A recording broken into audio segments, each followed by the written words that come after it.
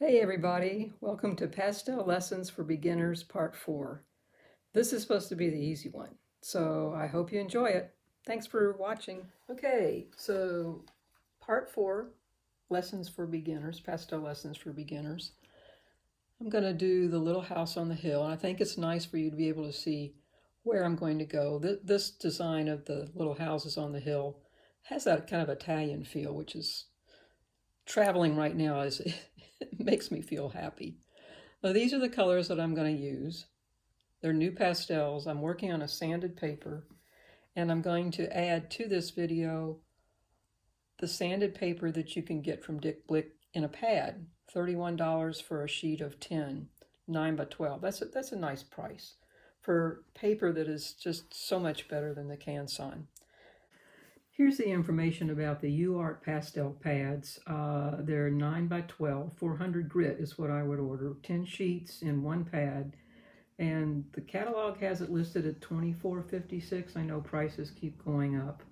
I also like this pastel matte. However, it's $14 per sheet. Now that's a big sheet. It's like 18 by 27. The UART is like $10 per sheet. Another company that I really like is Dakota.com. It's out in Oregon or Seattle, and their whole feature is pastel and pastel supplies. So Dakota is another good company to deal with. I really like dealing with both companies.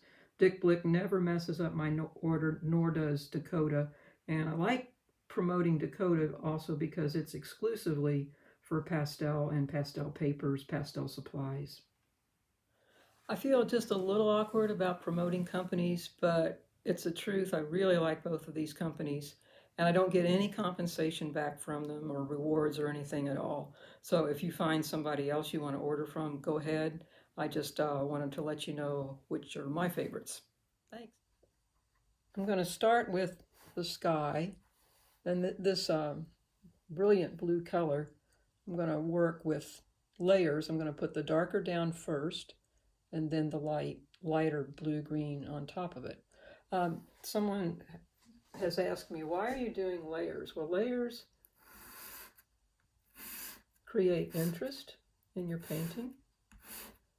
And also, if you just have a set of 36 instead of a set, as a lot of artists do, with thousands of pastels, the only way you can control your color to get a color that you don't already have is by combining, layering one color over top of the other, because you can't mix them like an oil painter or acrylic painter would do.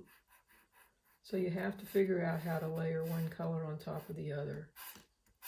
Now with pastel, as I've said before, I prefer not to rub it with my fingers, because when you rub it with your fingers, you eliminate these fun little spots of color showing through when you do the layering of color.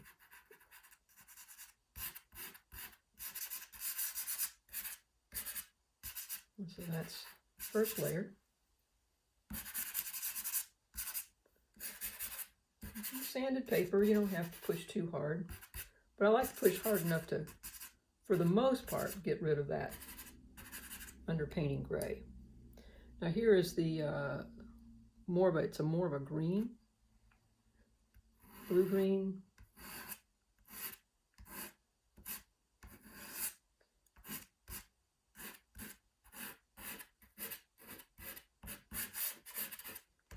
Brighten it up some. Don't want to do too much because other colors we put on here, like I've said before, every color affects every other color. So you don't want to get a major decision where you push it in really hard and that's it, because you might want to change it. Particularly down here, towards the bottom, I might want to add a little more color. Things get lighter down the horizon line. Okay. Now, let's go ahead and do the roof. Complementary colors of orange against blue. 2 colors of orange. Even though this one is just one color, I'm going to do the combo. I'm going to do dark first. I guess I haven't talked about that. Pastel works the same as oil paints, where you want to put your dark color down first, and then your lighter color. One of the reasons is the lighter colors have, my guess is to lighten them up, a lot of them, they probably have a chalk base. Because I've noticed if you put the light down first, sometimes it's hard to get the dark to go over top of it. But if you put the dark down first, it's much easier to get the light to stick. There's our little roofs. I really do like that bright. That's a nice orange, particularly up against that color. The chimneys are purple.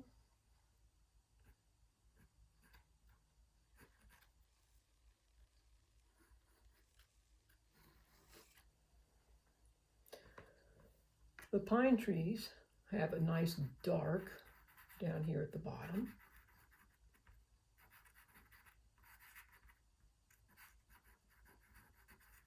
Go ahead and kind of put the branches in.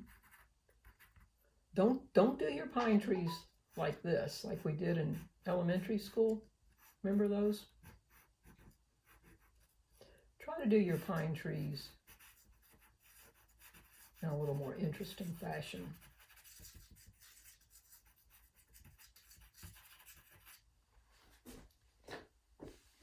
Okay, now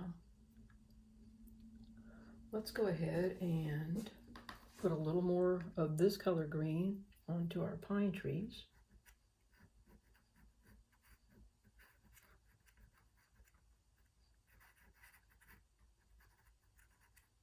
I guess if it's Italy, those are cypress trees, aren't they?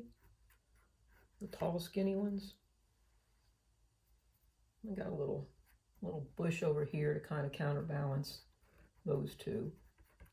Now, talking about composition, this house is getting really close to the middle. Here's the middle of the paper. I ooched it off over to the right side a little bit, counterbalanced it with these trees on the left. I'm going to take the dark blue, put the little windows in. The original inspiration for this house was a house that sat on the top of a cow pasture close to the Salt Lick exit off of I-64. Pretty little house. 2 pieces. There were 2 pieces to it. Looked more like these two. Unfortunately, I guess the farmer either didn't want to farm anymore or maybe he passed away because it got sold. They tore down the house. I've been told they found underneath the clapboard, they found out there was a log cabin underneath the clapboard, which many of the old farmers did. They first built their home out of as a log cabin and then upgraded it with siding. Right now I've got the house as a pure white. No layering, let's just put that white in there. Nice, bright.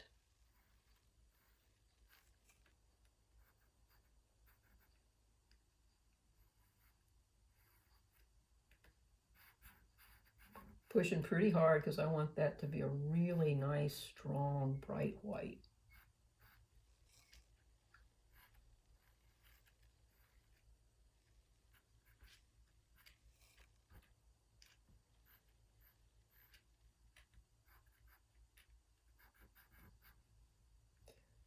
With this drawing, you'll see there's quite a bit of the purple pencil outline, which makes it look a little cartoonish, but that's okay because it's, you know, it's just a fun little shape. Fun little shapes. I'm not trying to be realistic, or we wouldn't have a purple hill. It's just having fun with shapes and colors. And of course the inspiration of the little house on the hill. Here I've got another color blue for the shadow right up underneath the eaves.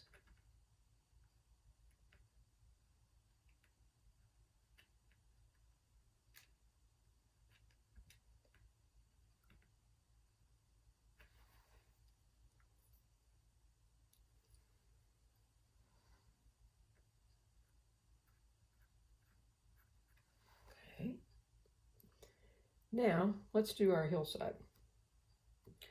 I'm going to take the dark blue first, sticking with our layering concept, not pushing down too hard.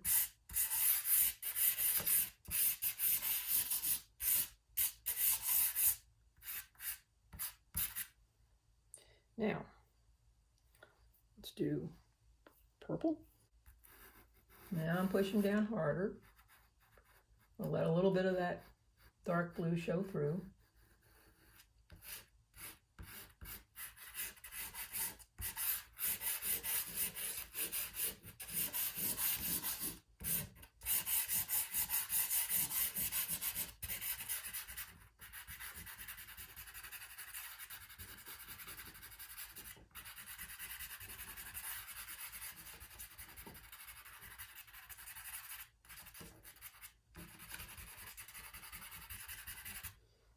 Now, this color, that may have been a Sennelier, because I don't think I have that in a NuPastel set. So, colors, ooh, that's a hot pink. I don't know, it might be too much. Well, I'll try it.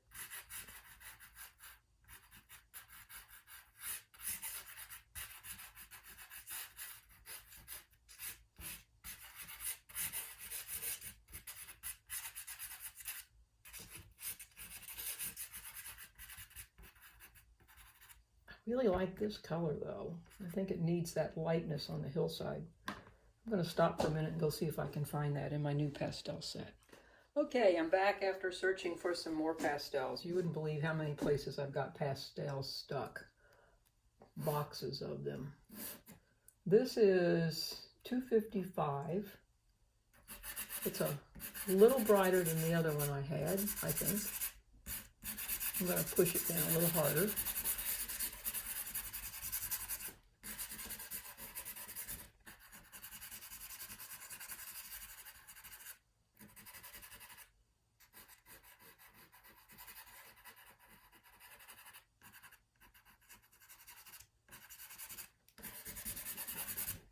Now, for the purple, in the pastel set of 96, they have two purples in there.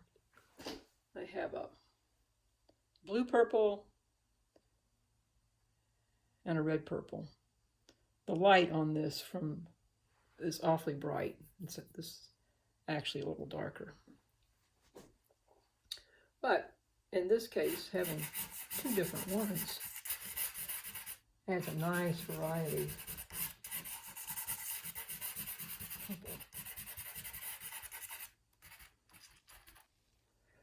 And I never found this color. I found it, but I don't think this is a NuPastel set. I don't think this is from a NuPastel set. And that's a little dull anyway. Okay, let's use this. It's 214 pink, hot purple pink.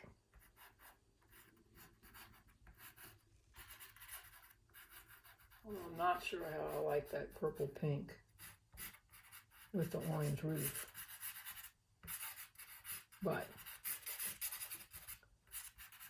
this other purple needs to be brightened up. Let's add a little more dimension to our orange roof. Let's add a lighter orange.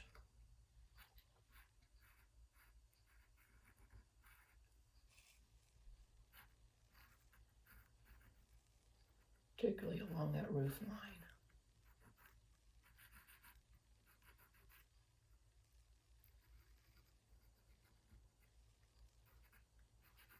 There.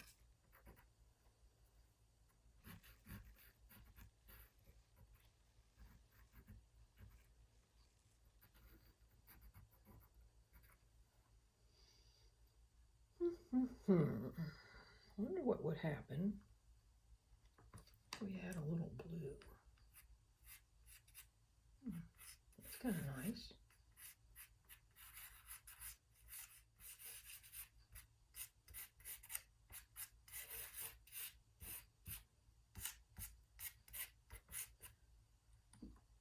So actually what I'm doing here is just having fun with layers.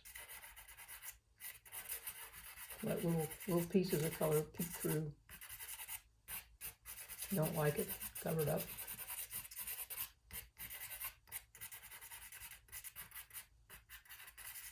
Still not sure about that color. Okay. I'm going to look at this for a while and see if I want to do anything else. Okay, without the camera on, I played around a little bit more and I added some of this pale sky blue color right here to the horizon line. That makes this, horizons are always a little lighter because of refraction, I guess, and pollution. So it's a little lighter down there. And then I took some of this sky color and put it down here, which kind of ties this purple. It helps tie the purple to the sky because it's a modulated purple. There. This little bush is a little bit wacky. Okay. I mean, this is getting really small. So I think that's good enough. Gives you an idea of quickly how to layer your pastels in a fairly simple and fun design.